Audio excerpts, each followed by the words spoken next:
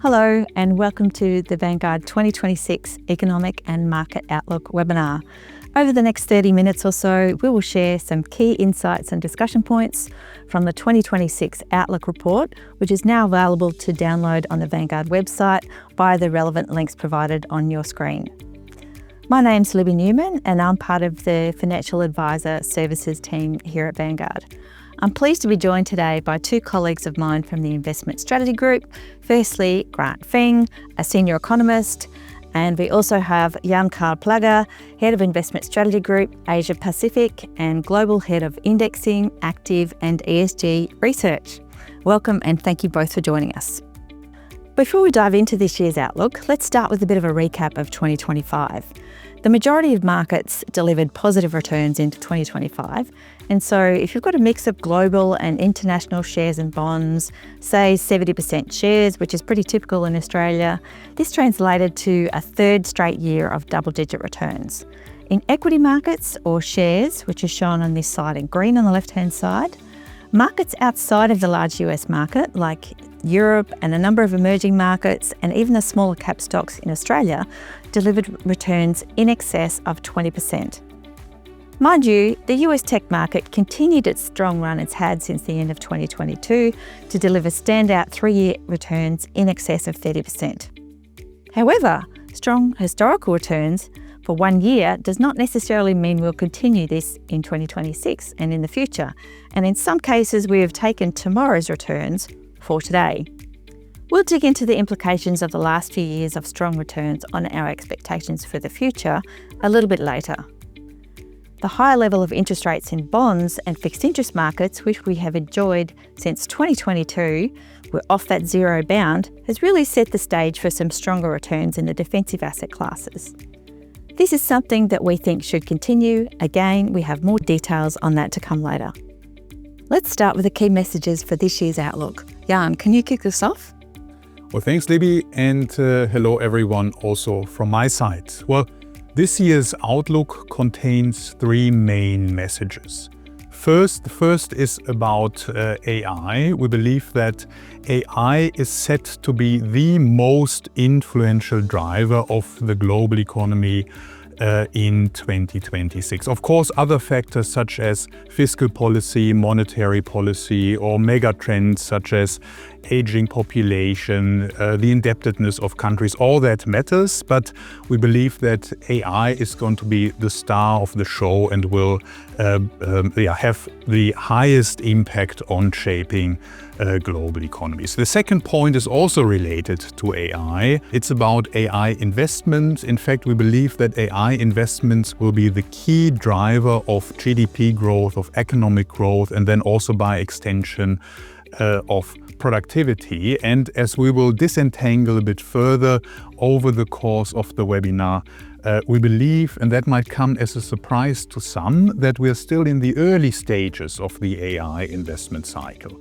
And the third point goes back to the title of our outlook that we see on this slide, Economic Upside but Stock Market Downside. While we are very bullish on the economy, we are, at least for certain parts of the market, less bullish when it comes to returns, mainly for the US equity market. And here for the growth side, those parts of the market that contain those big tech stocks that the audience has most likely already heard of, they're quite expensive right now, which mutes forward-looking returns. In fact, we're more in favor of the less expensive side of the US equity market, namely value stocks, and on the equity side, equity markets in developed markets outside of the US, but also high quality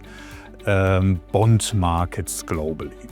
Now, before we unpack these three themes in more detail, I just want to give the audience a key overview of our macro forecasts for four areas that we cover, amongst others, here at Vanguard: the US economy, the euro area, China and Australia. Starting with the US economy, we've entered 2026 with quite some momentum, and we believe this momentum to continue into and over the course of the year, so that we end the year with a GDP growth rate of somewhere around 2.25%.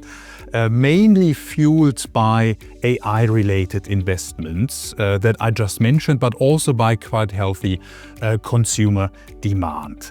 That plus some tariff-related pressure will lead to inflation to be somewhat elevated at slightly above 2.5%, 2.6%, which is our estimate for 2026. And that in turn will make it quite difficult for the Fed, for the central bank, to noticeably reduce interest rates. We expect only one further rate cut to happen over the course of the year, which will bring down rates from 3.75%, which is where they currently sit, to 3.5%. Now, in terms of risks to our forecast, we believe that risks are skewed towards the downside. We might be wrong with our AI-related exuberance, so to say. And if that happens, then growth will be lower and we will see other knock-on effects. Now, if we look at the euro area, the story is quite a bit different. We see growth is much lower, just a bit more than half of what we see for the US, coming in at around 1.2%. And here in Europe, it's not really about AI. It's more about headwinds coming from tariffs, which will lower GDP growth compared to a world without the tariff-related pressures. But then as a tailwind, we have the fiscal stimulus through government spending, which we see across the Eurozone when it comes to defense, for example. Or if we look at Germany, we expect quite a lot of spending into infrastructure over the course of the year. So in the Eurozone, it will be about these two forces, tariffs versus fiscal stimuli. On the inflation side, we see that the European Central Bank has managed what we call a soft landing. Inflation sits, or we expect inflation to sit somewhere around 1.8% over the course of the year. And as a result of inflation being close to target or at target, we don't expect any changes on the interest rate sides. Interest rates will likely stay at around 2%. However, the risk to our forecast is that inflation will significantly undershoot, and if that happens, we might see some further monetary stimuli to happen through the European Central Bank. Now, moving to China, here we expect growth to decline a little bit from currently 5% to somewhere around 4.5%. That decline in growth is mainly the result of 2 to 3 forces. One is the property market downturn, which still weighs on consumer confidence, consumer demand. The other is the front loading of exports. So in light of expected tariffs, a lot of exports that were meant to happen in 2026 have already happened in 2025, and that of course will weigh on growth over the course of the year. And then there is a government program which allowed citizens to exchange old appliances for new ones, and we expect the growth-related impact of that program to wane a little bit over the course of the year. So all of that will lead to, or will also contribute to, inflation being significantly lower compared to the US and the Eurozone. We expect it to be around 1%. In fact, might even see some disinflationary pressures there. Now, in terms of risks here for China, the risks to our forecast are really skewed towards the upside.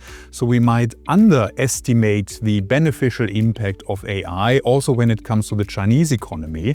And if we do that, then growth might come in higher than we expect. Now, moving close to home or to home, looking at Australia, we see that GDP growth is quite healthy at around 2.2%, mainly driven by solid labor income, by a quite healthy private demand, also as a result to the solid labor income, and then also quite healthy public spending. All of these three forces contribute to the quite high growth that we expect for Australia. Now, core inflation is likely going to be somewhat elevated in Australia. We expect it to be somewhere around 2.8% as a result of weak productivity in Australia and a very tight labor market. So those two forces cause the inflation to be elevated, and that in turn makes it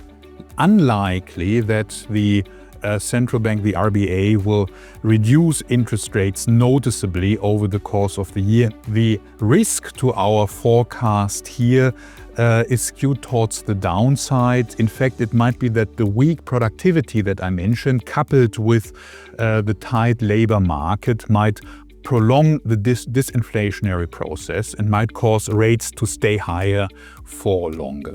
Yeah. Thanks, Jan. Plenty to digest there. Interest rates are top of mind, I know, for many of our listeners today. Grant, and it sounds like you're saying interest rates aren't going to come down. Maybe they might even go up. Grant, do you have any views on this as our economist? Yeah, thank you, Libby. As Jan just mentioned, actually Australia's economic challenge is mostly on the supply side. Because, we see the very weak productivity has already lowered the country's potential growth rate. So that means even a mild pickup in demand can stall the disinflation what we saw earlier in 2025. And this chart makes this clear.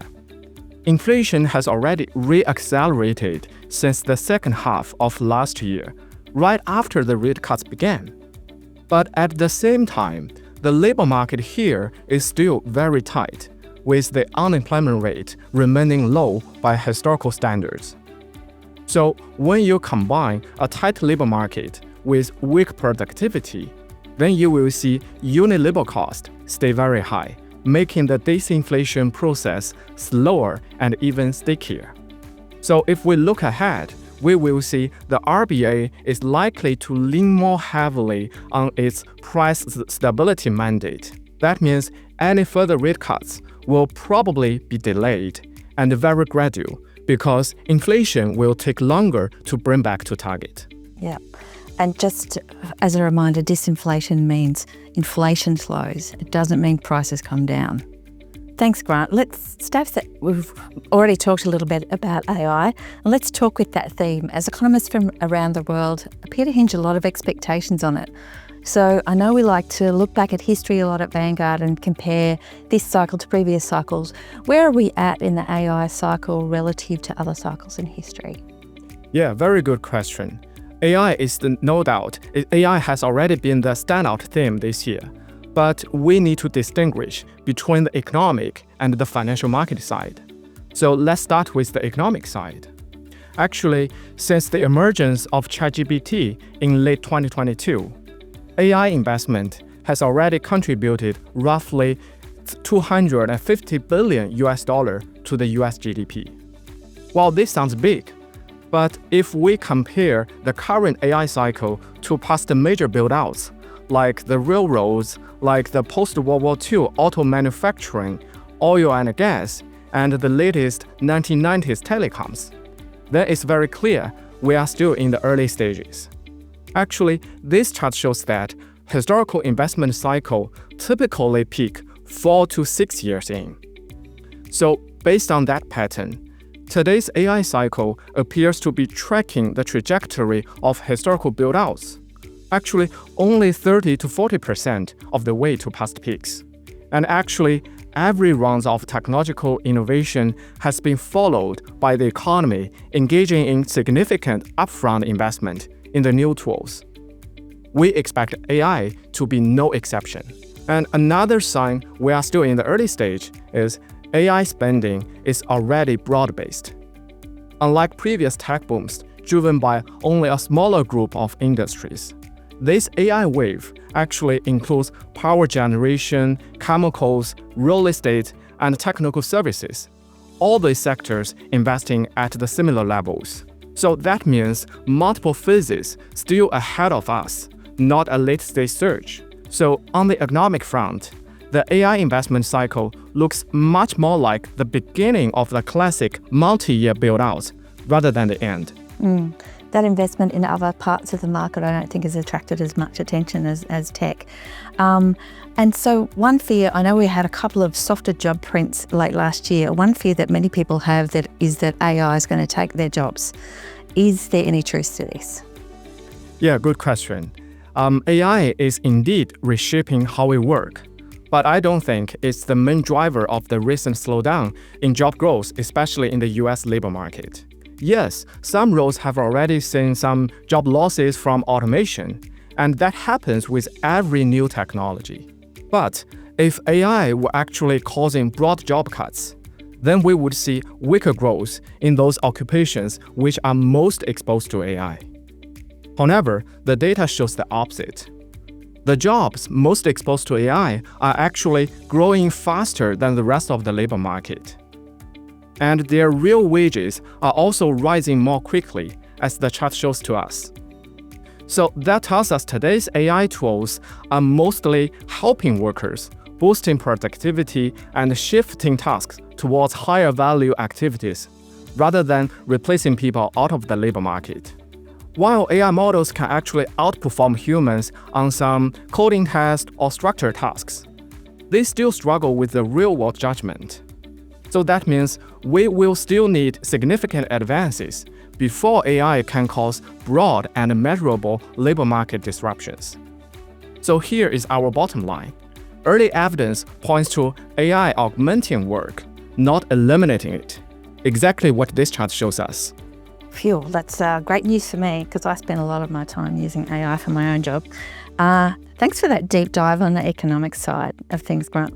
The markets have been painting a little bit of a different picture, I think. Those tech stocks, as we said earlier, have been performing really strongly over the last couple of years. Jan, is the equity market a little bit too expensive? And what do those high starting prices that we have now mean for forward-looking returns? Yeah, great question, and that's one that we've heard quite often over the course of at least the last year. So in order to understand that a bit better, we have put together this chart here, which shows via the green line for the US how expensive the equity market is, measured or quantified via the so-called Shiller cyclically adjusted PE ratio, which tells us something about how expensive a unit of earnings, so to say, is that these American companies listed on the equity market generate. And we see that this measure is quite elevated right now. I think the actual number doesn't really mean much to our audience. It's somewhere around 35 to 40. But what is more telling is if we compare where we are currently with history. And if we look back over the course of the last 40 years, we see that there was only really one instance around the dot-com bubble in the late 1990s where equity markets were even more expensive than they currently are. So in order to understand whether or not that is too expensive, we have added another line here, which is the teal line, which is our fair value. And this fair value is based on a couple of assumptions, including an assumption with regard to the growth rate, the earnings growth rate of companies. And if we assume a standard growth rate here of somewhere in the higher single digits, somewhere between 6 and 8%, we find that indeed there is quite a bit of a gap between the green line and the teal line, around 30 to 40%. So that might indicate that the market is in fact too expensive right now. But we also added a third line here, the yellow line, which is another estimate of fair value, But here, rather than assuming an earnings growth rate of 6 to 8%, we assumed an earnings growth rate in the lower double digits, somewhere between 10 and 15%. And if we do that, then we see that we're actually very close to where the market is currently priced. So whether or not the market is too expensive really depends on or hinges a lot on the belief with regard to where the growth rates sit. There is a lot that argues in favor of these growth rates. Tech companies have solid business models, have quite strong balance sheets, have free cash flows, so that all can't be dismissed, but there are also noticeable risks to it. The AI investments might not be or might not promise what investors expect or might not deliver what investors expect. We might have some form of creative destruction. Not all the companies that are currently highly valued, all those mega tech firms might actually still be there in 10, 20, 30 years from now, etc. So there are quite a few risks to that. So at the end of the day, a lot depends on what will happen with growth rates over the foreseeable future. Yeah. So from what you're saying, Jan, there is a chance that the US equity market could continue to form in that 10 to 15% earnings growth. But how likely is that in our assessment, and how does that tie into everything we've already spoken about today, Grant? Yeah, thank you, Libby. It's a very good question. Actually, this slide shows 3 possible scenarios for us for the next decade. And our base case is about a 60% probability, which is in the middle row, highlighted in gray color. Actually, this case is the world where AI truly becomes a general-purpose technology. But the transition is orderly, not explosive.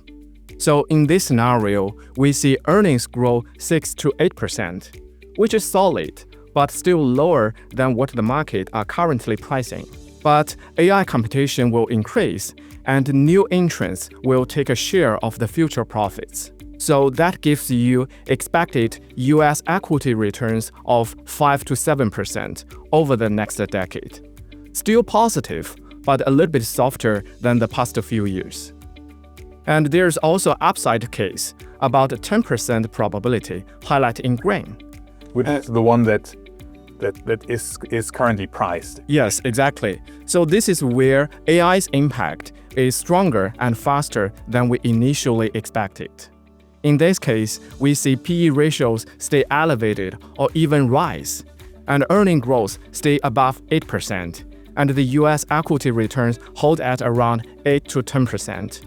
And this is essentially the scenario where today's market momentum extends into 2026. But we also have to consider a downside scenario, which is highlighted in red here. And we see there is a 30% chance that AI underdelivers relative to the current market hype. So in this downside scenario, we see valuations of those tech companies proves too high, and the PE ratios will fall sharply, and earnings growth will decline to around 3 to 5%.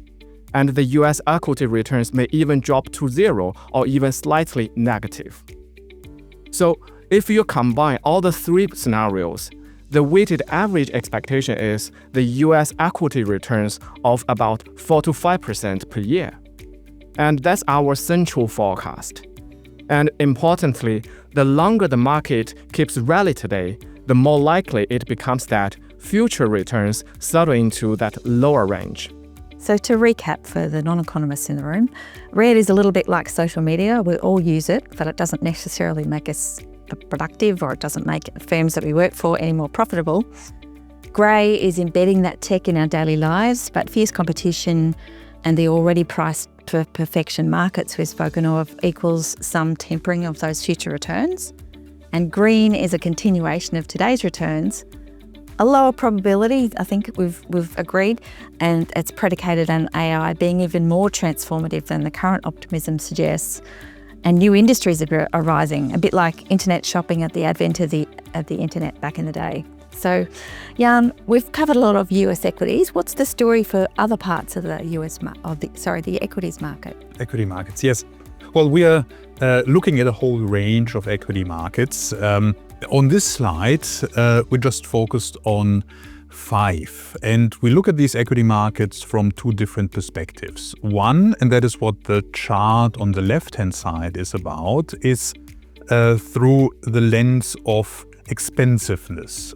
So we compare equity market valuations and then try to understand how expensive specific markets is or are. And here we see that the US market, as we've already mentioned once or twice, is currently quite expensive. So we have it here in the stretched valuation category on the left-hand side. Similar for emerging markets, for example. We see these markets to be quite expensive right now. They've become more expensive, as we see here, over the course of the last year. That was one of the markets that had a good run-up in the... One of the markets that had a good run-up, exactly. Now, on the other side, we have markets such as the Australian equity market, but also the US value part, or the value part of the US markets that I mentioned at the very beginning, that are much less expensive at this point. And that's the expensiveness then translates into forward-looking returns. There is a quite high correlation between the expensiveness of equities at this point in time and expected forward-looking returns. And those are exactly, or is what we are showing on the right-hand side, which is a chart that's much more difficult to understand. We use box and whisker charts to show the uncertainty around our forecast, but I would like to focus the audience's attention just on the horizontal bar in the middle of these boxes, which indicate the median return for various sub-asset classes. On the left-hand side, Australian equities; on the very right-hand side, emerging market equities. And we see that those equity markets that we found to be more expensive on the left-hand side have somewhat muted forward-looking return. Above all, US equities with forward-looking returns of somewhere around 4.5% to 5%, as Grant mentioned. Emerging market equities also somewhat muted, around 5%.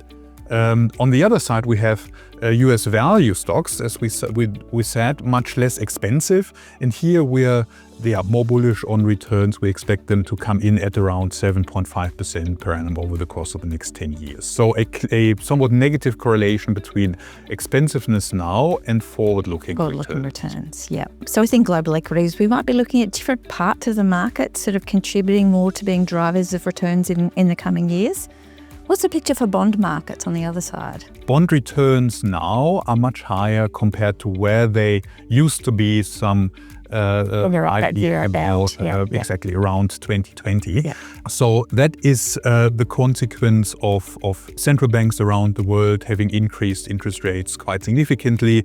But we also see the neutral rate, which is the rate where economies are neither expanding nor contracting, to be much higher right now. Not too tight, not too easy. Yeah. Not too tight, not too easy. Much higher nowadays compared to where that rate sat a couple of years ago. Here on this slide, we are following the same structure as we've just used for equity markets. On the left-hand side, valuations; on the right-hand side, forward-looking returns.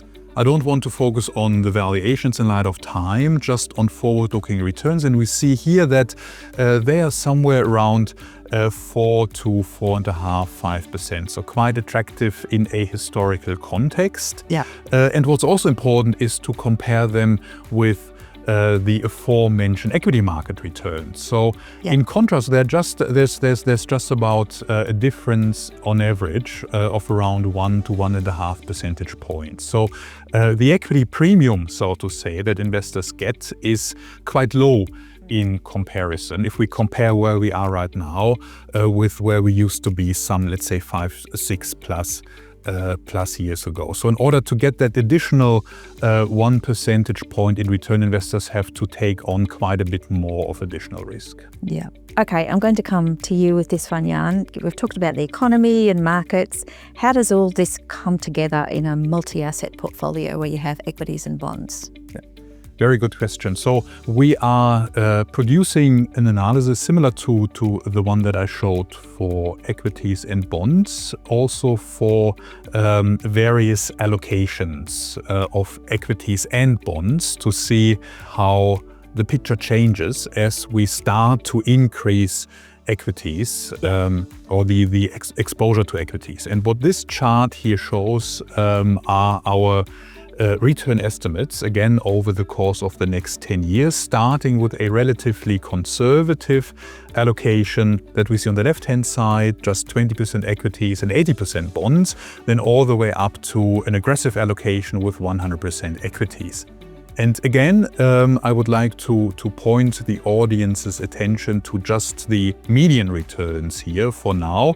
We see that the median expected returns on the per annum basis over the course of the next 10 years increase just by about 1 percentage point, a bit more than 1 percentage point, as we move from 20% equities to 100% equities.